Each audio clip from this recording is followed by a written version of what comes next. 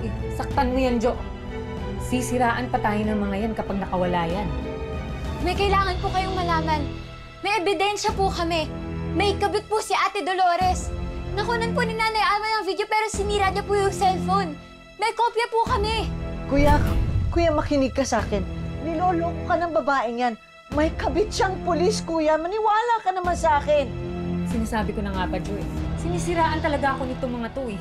Pati itong 2 kutong lupang to, ha? Kinukuntsaba pa ng matandang yan? May pa-cellphone pa kayong malalaman? Jo, hindi totoo yung mga sinasabi nila. Walang cellphone, walang video, at wala akong kabit. Meron po.